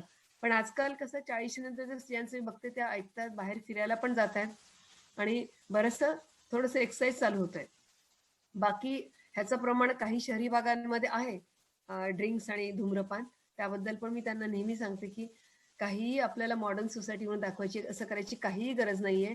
आपण आपलं जे आरोग्य व्यवस्थित राहण्यासाठी आपल्या सगळ्या सवयी चांगल्या ठेवल्या पाहिजेत, तरच आपण आपल्या कुटुंबाला चांगले संस्कार देऊ शकू आणि आपलं शरीर आणि फॅमिली निरोगी राहू शकू. त्याचप्रमाणे आपल्या शरीरात जर हिस्ट्री असेल की कोणाला घरामध्ये की ऑस्टिओपोरोसिस म्हणजे हाडांची ठिसूळपणा होणे, तर हे असं होऊ शकतं. किंवा काही बायकांना लठ्ठपणामुळे चालतच नाही, त्यांना चाला म्हणून नाही मॅडम आम्हाला चालायला चाललं की धाप लागते. मी म्हणलं मग आणखीन लठ्ठपणा वाढेल, आणखीन तुमचं सगळं निगेटिव्ह बॅलन्स मध्ये जाल. तर तुम्हाला हे सगळं करण्यासाठी तुम्हाला हे करावंच लागेल की तुम्ही चालणं. आज तुम्ही 5 मिनिटं चाला, 10 मिनिटं चाला, पण तुम्हाला चालावं लागेल. कारण तुमचे बोनचं रिमॉडेलिंग होत असतं आणि हाडांची जी कमकुवतपणा तो थोडं कमी व्हायला मदत होते. ऑस्टिओआर्थरायटिस पण बऱ्याच जणांना आजकाल होतं आणि उठल्या उठल्या अंग जखडतं. तर हे सगळं तुम्हाला करण्यासाठी तुम्हाला पहिल्यापासून तुमच्या खाणं पिणं आणि व्यायामाकडे लक्ष दिलं पाहिजे. आता हे सिमटम्स कसे तुम्ही अवॉइड कराल. बरेच जण आता आम्ही कसं करायचं, आता हे सिमटम्स या 40 सिमटम कसं अडॉप्ट हेल्दी स्टाईल, मी ज्याच्यावर मगापासून बोलतेय. अवॉइड स्ट्रेस, काहीही स्ट्रेस घ्यायचा नाही आयुष्यात. कुठलंही आपल्या हेल्थ शिवाय दुसरं काही महत्वाचं नाहीये. आणि रेग्युलर व्यायाम करा, तुमच्या हॉबीज डेव्हलप करा, छंद जोपासा आणि पॉझिटिव्ह थिंकिंग नेहमी जसं क्रियाशील राहत जा. काहीतरी तुम्ही एखादा छान, आता आज हा उपक्रम केलाय पॉझिटिव्ह, आपण एक पॉझिटिव्ह माइंडने आपण सगळं करतोय, खूप छान फिलिंग आहे हे. तुम्ही पुस्तकं वाचा, इन्फॉर्मेशन मिळवा, त्याच्यानंतर मेडिटेशन करा, नंतर एक चांगल्या प्रकारचं न्यूट्रिशियस अन्न घ्या. आता कसं याच्यामध्ये मी सगळ्यांना सांगते की 40 नंतर हे कॅल्शियम रिच फूड घेतलं पाहिजे, जसं नाचणी, मेथी, त्याच्यानंतर इव्हन राजगिरा, या सगळ्यांमध्ये कॅल्शियम. ज्यांना फिश आवडतं फिश घेऊ शकतात, कॅल्शियम रिच आहे, दुधामध्ये असतं. हे सगळं तुम्ही कॅल्शियम रिच किंवा बदाम हे सगळं घेणं खूप आवश्यक आहे. तर कॅल्शियम रिच फूड हे घेतलं पाहिजे. आणि एक्सटर्नल पेक्षा तुमची इनर ब्युटी वाढवा. तुम्ही आता 40 वर्षामध्ये तुम्ही बरंचसं एक मनाने पण प्रगल्भ झालेला, बरेचसे तुम्ही उन्हाळे पावसाळे पाहिलेले आहेत. तर तुम्हाला तुमची इनर ब्युटी तर आहेच प्रत्येकाकडं, ती तुम्हाला अजून वाढवायची आणि जोपासायची आहे, जेणेकरून तुम्ही समाजाला खूप छान देऊ शकाल आणि स्वतःचं पण छानपैकी रक्षण करू शकाल. आणि तुमच्या डॉक्टरला वेळोवेळी विचारत राहा. गरम हॉट फ्लशेस यासाठी स्पायसी फूड नको, सिगारेट, अल्कोहोल, टी, कॉफी नको. साधे कॉटनचे कपडे घाला आणि जस्ट तुम्ही असे गरम पाण्याने आंघोळ करणं किंवा झोपायच्या आधी बऱ्याच जणांना सवय असते ते बंद करा. आणि सोया, आम्ही सांगतो की सोया फूड घ्या तुमच्या जेवणामध्ये, कारण it contains natural phyto estrogen. Even मी सगळ्यांना आळीव पण सांगते आजकाल. आळीव खूप महत्वाचं आहे. आळीव काय, त्याच्यामध्ये तुमचं आयर्न आणि कॅल्शियम. साधी तुम्ही आळीव भाजून त्याची पूड करून बरणीत ठेवा आणि रोज दुधावर थोडं चमचाभर घ्या तुम्ही. थोडीशी कडवट असते ती, म्हणजे तुम्हाला खीर करायची पण गरज नाही. एवढंच अगदी अर्धा कप दुधामध्ये पण घेऊ शकता. तर हे मी छोटे छोटे त्यांना नुकसे बऱ्याच माझ्या पेशंटने सांगते की हे तुम्ही घेणं आवश्यक आहे. इव्हन जवसाची चटणी प्रेग्नंट लेडीजना आणि एरवी पण जवसाची चटणी ही खूप कॉमन करा, कारण की त्याच्यामध्ये बाळाच्या न्यूरोलॉजिकल डेव्हलपमेंट खूप छान होते. तर तुम्हाला बऱ्याच गोष्टी नॅचरली तुम्हाला मिळतील. तर हे तुम्ही अप्लाय करा सगळेजण. ऑस्टिओपोरोसिस, कॅल्शियम रिच डाएट वगैरे घ्या, सगळं तुम्हाला मी आता बोललेच आहे, विनय सगळं सांगितलंच आहे. त्यानंतर हे अँटीऑक्सिडंट्स आहेत, हे सगळ्या प्रकारचं तुम्हाला जेवण व्यवस्थित तुमच्या आहारामध्येचा उपयोग करा. सगळ्या प्रकारचे जीवनसत्व तुम्हाला मिळाले पाहिजेत, विटॅमिन्स आणि सगळ्या प्रकारचे. ऑइली जे आहे किंवा घी वगैरे सगळं कमी करायचं प्रमाण. आणि एक व्यवस्थित तुमच्या जेवणामधलं प्रमाण हे, जसं आता प्रत्येक रिजनची एक एक स्पेशालिटी आहे. काही रिजन मध्ये तेल कमी असतं, मसाले कमी असतात. विदर्भामध्ये थोडंसं तेल मसाल्याचं प्रमाण जास्त आहे. तर मी माझ्या सगळ्या पेशंटना सांगते, हे थोडंसं प्रमाण थोडंसं कमी करा. आणि या फुलका ही चांगली गोष्ट आहे, फुलके घेतात तर. मला कसं बेसिकली सगळ्या रिजन मध्ये काय चालतंय सगळंच माहिती आहे. जसं माझं आजोळ ऍक्च्युली तिकडे कोकणात गोव्यामध्ये असल्यामुळे तिकडे सगळं भात आणि फिश जास्त असतं. त्यांची तब्येत, त्यांचे वेगळे प्रॉब्लेम्स, त्यांचे वेगळे. तर प्रत्येकाचे आहाराप्रमाणे, आणि इकडे मराठवाड्यामध्ये असं तिथलंही सगळं माहिती. तिथे शेंगदाण्याचं कूड भरपूर घेतात, पण हिरव्या पालेभाज्या सगळ्यांनी भरपूर घेतल्या पाहिजेत. प्रत्येकाचं तिथे जिथं पिकतं ते आपण घेतो, पण तरीही जेवणामध्ये थोडंसं तेलाचं प्रमाण हे कमी पाहिजे. तुपाचं म्हणजे पण घ्यावं, पण सगळं मॉडरेट प्रमाणामध्ये. नॉनव्हेज घेऊ शकता, अंडी घेऊ शकता, आणि सगळं हाय प्रोटीन डाएट या एजमध्ये, आणि कॅल्शियम डाएट हे घेणं खूप महत्वाचं आहे. आता अनियमित आणि अतिस्रावी मासिक पाळी, याच्याबद्दल मी तुम्हाला मुद्दाम बोलेन. कारण मी मगाशी म्हणलं की हॉर्मोनल इम्बॅलन्स किंवा ट्युमर्स, गर्भाशयाचे गाठी किंवा कॅन्सर, या सगळ्या कंडिशन किंवा काही डिसऑर्डर्स, त्याच्यामध्ये पण अतिस्रावी मासिक पाळी होते. तर तुमच्या डॉक्टरला तुम्ही भेटलंच पाहिजे आणि पूर्ण तपासण्या करून घेतल्या पाहिजे. तर आता काय करायचं, प्रत्येकाने दरवर्षी स्वतःचा नियमित चेकअप. मी सगळ्यांना सांगते, आपला वाढदिवस ठरवा किंवा वुमन हेल्थ डे. 8 मार्चला वुमन्स डे असतो. त्या दिवशी बऱ्याच मी माझ्याकडे पण ठेवते चेकअप, हेल्थ चेकअप. त्याच्यामध्ये जनरल चेकअप, तुमचा ब्रेस्ट एक्झामिनेशन चेकअप आणि गायनेकोलॉजिकल चेकअप करून घ्या. ब्लड टेस्ट करा सगळेजणी, ज्या महत्वाच्या आहेत. 40 नंतर त्याच्यामध्ये कुठले तुमचे लिपिड प्रोफाईल, किंवा कोणी तुम्हाला सांगेल काय काय करायचं ते. थायरॉइड करा, शुगर करा, किडनी फंक्शन टेस्ट करा. ह्या सगळ्या टेस्ट तुम्ही करायला पाहिजे. आणि एक सोनोग्राफी. ह्या सगळ्या तुम्ही करणं खूप आवश्यक आहे. नियमित पॅप्समिअर केला पाहिजे. या गोष्टीकडे तुम्ही लक्ष द्या. सेल्फ ब्रेस्ट एक्झामिनेशन हे कसं कराल तुम्ही? पहिल्यांदा दोन्ही हात आरशासमोर, प्रत्येकाने बाथरूम मध्ये आरसा ठेवा किंवा बेडरूम मध्ये, कुठे पण जिथं तुम्ही तुमच्या ब्रेस्टला व्यवस्थित बघू शकाल. आणि जनरली साबण लावला तर तुम्हाला पटकन हाताला जर गाठ असेल, आपल्याला त्याला वर्णन केलंय माउस इन द ब्रेस्ट, असं लावलं तर आपल्याला तुम्हाला समजतं की तिथं काहीतरी हलतंय, सटकतं पूर्ण ह्याच्यामध्ये. तर दोन्ही हात बाजूला ठेवा तुम्ही, आणि पूर्ण आरशामध्ये बघा काही निपल्स कसे आहेत, किंवा त्याच्यामध्ये काही दिसतंय का, कुठे असं पकरिंग दिसतंय का, असं ओढल्यासारखं दिसतंय का, किंवा साईज कशी आहे, कुठे काय असं इरेग्युलरिटी दिसते का, हे बघा. नंतर दोन्ही हात डोक्याच्या वर ठेवायचे, ते बघायचं. दोन्ही हात कमरेवर घट्ट ठेवा, म्हणजे दाबल्यावर ते टाईट होतील ब्रेस्ट, ते बघता येईल. आणि स्तनामध्ये पूर्ण, जसं हिने फ्लॅट ऑफ द हँड मध्ये तिने हे केलेलं आहे इथे, हे तुम्ही या पद्धतीने तुम्ही पूर्ण फ्लॅट ऑफ द हँडनी तरी दाबून पूर्ण असं गोल फिरवा. शक्य तुम्ही त्यांना सांगते, आंघोळ करताना तुम्ही साबण लावून बघा, असं म्हणजे तुमच्या लक्षात येईल. तुमच्या नॉर्मल तुमच्या लक्षात गाठ आली की लगेच लक्षात येईल. तुम्ही लवकरात लवकर डॉक्टरना रिपोर्ट करू शकाल. आणि जनरली ज्याला फॅमिली हिस्ट्री आहे, किंवा ज्या स्त्रिया लठ्ठ आहेत, किंवा ज्या स्त्रियांनी स्तनपान नाही केलंय, अशा स्त्रियांमध्ये ह्याचं प्रमाण हे जास्त प्रमाणात दिसून येतं. तर नेहमी जर फॅमिलीमध्ये कोणाला असेल, स्पेशली आई मावशी कोणाला जर ब्रेस्ट कॅन्सर झाला असेल, तर त्या फॅमिलीतल्या भाची किंवा ह्यांनी किंवा मुलींनी हे डॉक्टरांकडे जाऊन ह्याच्याबद्दल पूर्ण विचारलं पाहिजे आणि त्याची माहिती मिळवली पाहिजे. नंतर हे तुम्हाला मुद्दा मी दाखवला, आता मी जे बोलले, हे गर्भाशय, हे पूर्ण हे गर्भाशय. त्याच्यात गर्भाशयाची पोकळी, मगाशी मी तुम्हाला दुर्बिणीची तपासणी, आपण म्हणलं हिस्ट्रोस्कोपी, आपण योनी मार्गातून असा स्कोप टाकतो आणि ही पूर्ण पोकळीची तपासणी करतो. त्याच्यामध्ये काही गाठी असतात तर आपण गाठी काढू शकतो इथून, आणि पेशंटला काहीही त्रास होत नाही. आतल्या आतच तपासणी होते, वरून कुठलाही घाव नसतो, त्याला हिस्ट्रोस्कोपी म्हणतात. त्यानंतर हे फॅलोपियन ट्यूब्स, हे महत्वाचं प्रजनन मध्ये महत्वाचा याचा रोल आहे. आणि हे अंडकोश म्हणजे ओव्हरीज.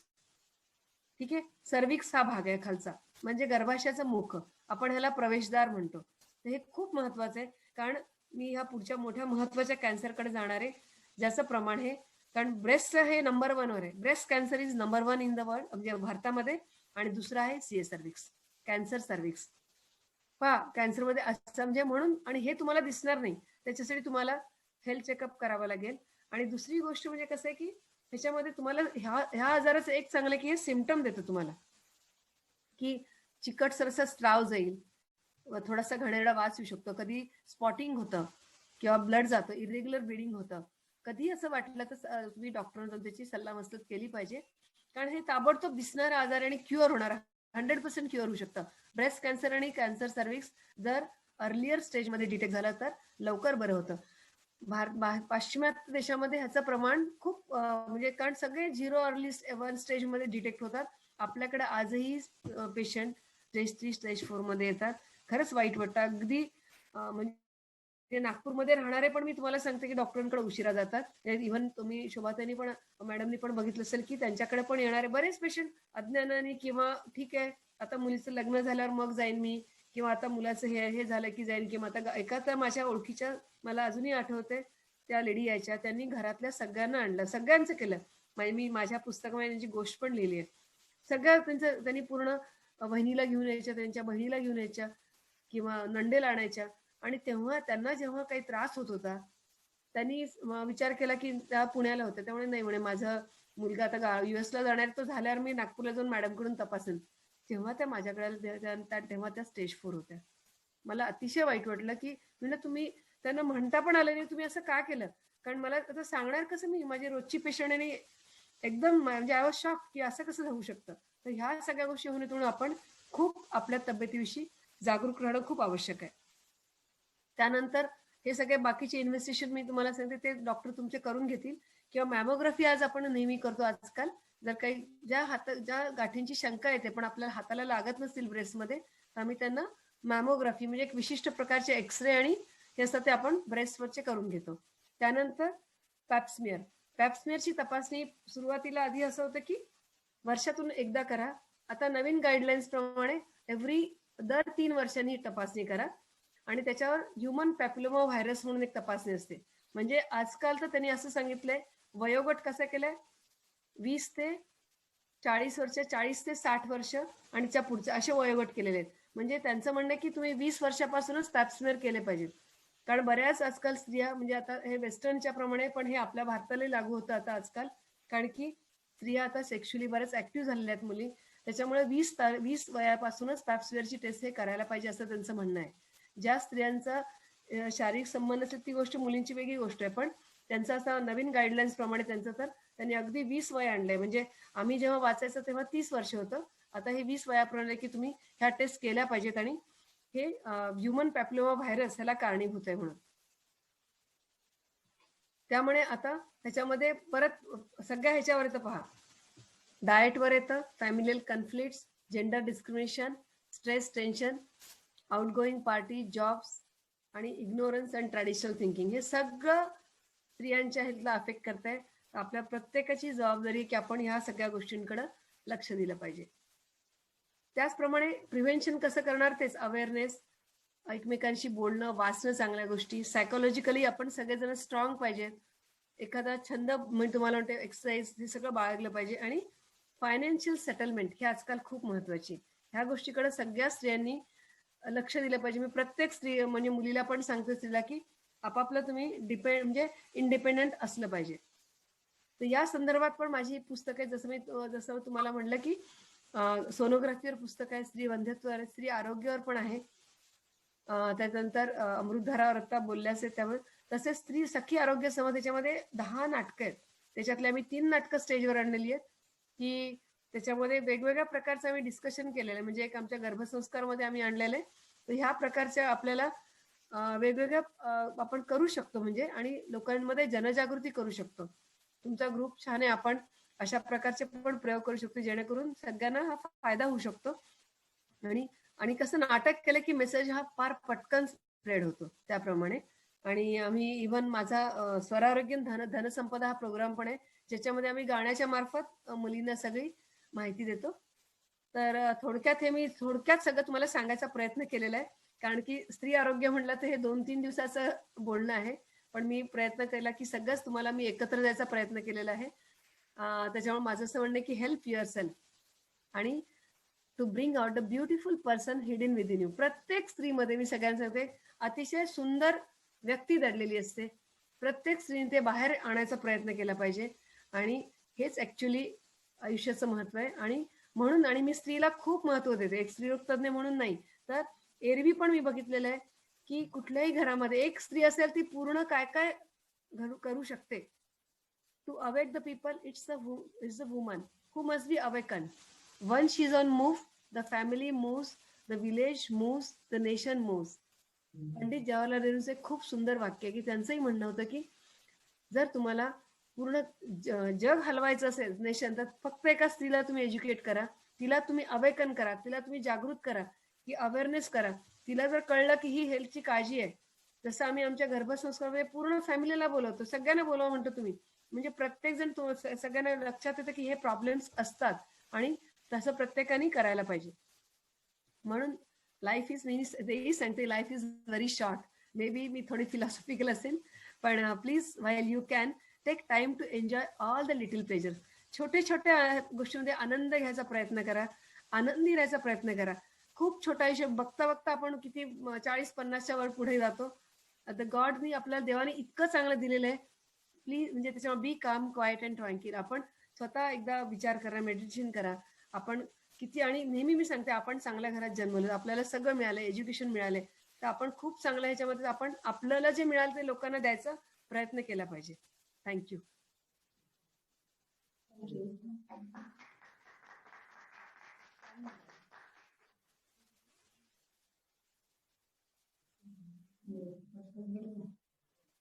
नमस्कार. यानंतर मी धन्यवाद ताई, खूप छान मार्गदर्शन केले तुम्ही. यानंतर मी मंदार इन्फ्रास्ट्रक्चरच्या संचालिका प्रीती देशमुख, आभार प्रदर्शनासाठी स्वामिनीच्या सदस्या आणि मंदार इन्फ्रास्ट्रक्चरच्या संचालिका प्रीती देशमुख यांना मी आमंत्रित करते. धन्यवाद शीतल. तसंच मी आमच्या स्वामिनीच्या पद्मरंजना देशमुख आमच्या सदस्य आहेत, त्यांचे सिनियर सदस्य आहेत, त्यांची मी ओळख आपल्याला करून देते. व आपल्या कार्यक्रमाच्या शेवटचा टप्पा म्हणजे आभार प्रदर्शनाकडे वळते. दी स्वामिनी महिला युनिटीने यावर्षी ऑनलाईन उपक्रम हे जे चालू केले त्यातले हे तिसरा उपक्रम होता आमचा, तिसरी ऍक्टिव्हिटी होती. आणि ह्या तिसरी ऍक्टिव्हिटी ही मॅडम तुमच्याशी मी बोलली आणि तुम्ही आम्हाला वेळ दिला. खरंच तुम्ही आई वडिलांचा जो युट्यूबला तुमचा व्हिडिओ आहे अमृतधारावरती, तो खरंच वारसा तुम्ही समाजसेवेचा वारसा, पुढे आई वडिलांचा वारसा तुम्ही चालवत आहे, यात खूप मोठं आम्हाला भूषण वाटतं. आणि आज तुम्ही या म्हणजे बाल्यावस्थेपासून तर प्रौढावस्थेपर्यंत जी काही माहिती दिली ती माहिती प्रत्येकीला थोडीफार असेल, पण त्यांच्या शंका ज्या असतील त्या आज खरंच त्याचं निरसन झालेलं आहे शंकेचं. आणि खरंच महिलांनी आपली ह्या अवस्थांमध्ये, प्रत्येक अवस्थेमध्ये जे काही ट्रीटमेंट घ्यायला पाहिजे ती खरंच घ्यायला पाहिजे आणि जायला पाहिजे. त्या छोट्या छोट्या गोष्टीकडे आपण दुर्लक्ष करतो. ह्या छोट्या छोट्या गोष्टी तुम्ही सांगून प्रत्येकीला आज जागृती निर्माण केलेली आहे, त्याबद्दल आपली मी खूप खूप आभारी आहे. आणि ऋणी आहोत आम्ही आपले, देतो शब्द समनांचा उपहार. आपल्या मौल्यवान वेळ दिल्याबद्दल मी मानते तुमचे आभार. धन्यवाद.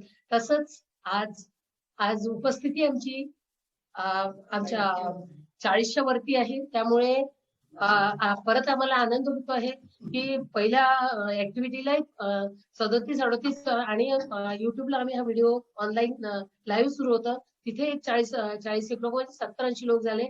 पण आजही आम्हाला ते युट्यूबचं आम्ही बघितलं नाही, पण आज 40 लोक याच कार्यक्रमाला जॉईन झाले आहे. हळूहळू आम्ही एक स्टेप पुढे जातो आहोत. त्याबद्दल मला ह्या सगळ्या ज्या जॉईन झालेल्या माझ्या मैत्रिणी आहेत त्यांचे पण मला खूप आभार मानायचे आहे. लगेच आपलं 5 तारखेला एक महिला व कायदा ही ऍक्टिव्हिटी आपण घेऊन येतो आहे. आज जसं आपल्याला सुषमाताईंकडनं खूप चांगलं मार्गदर्शन मिळालं, तसंच चांगलं मार्गदर्शन आपल्याला त्या दिवशी पण मिळणार आहे. अशीच उपस्थिती आपण त्या दिवशी पण ठेवू. तसेच वर्षाताईंचे व तसेच खूप आभारी आहे मी, कारण त्यांच्या या ऍक्टिव्हिटीमध्ये मोठा सहभाग आहे. तसंच आमच्या मंडळाच्या अध्यक्षा शोभाताई देशमुख, त्या पण आम्हाला प्रत्येक वेळेस गाईड करतात आणि त्यांच्या मार्गदर्शनाखाली आम्ही वर्षाताईंच्या आणि शोभाताईंच्या मार्गदर्शनाखाली आम्ही ह्या ऍक्टिव्हिटी घेतो. तेव्हा त्यांचे पण आभार. व झूम ऑपरेटर साहिल सर हे यशस्वीपणे हा कार्यक्रम प्रत्येक वेळेस आमचा पार पाडतात, त्याबद्दल मी त्यांचे पण आभार मानते. आणि परत सुषमाताईंना मी त्यांचे आभार मानते व त्यांना सांगते की हेल्थ कॅम्प साठी आम्ही नक्कीच तुमच्याकडे येऊ. ही एक आम्हाला तुमची आज नव्याने, मागल्या वर्षी आपण भेटलो पण आज नव्याने ओळख झाली. एके पाऊल आम्ही तुमच्याकडे परत टाकणारच आहोत. धन्यवाद. आणि अध्यक्षाच्या वतीने हा कार्यक्रम संपला. मी असं जाहीर करते. नमस्कार. धन्यवाद. ओके मैम, मैं मीटिंग क्लोज कर सकता हूँ? हा बिलकुल sir. Okay. Thank you everyone. Thank you.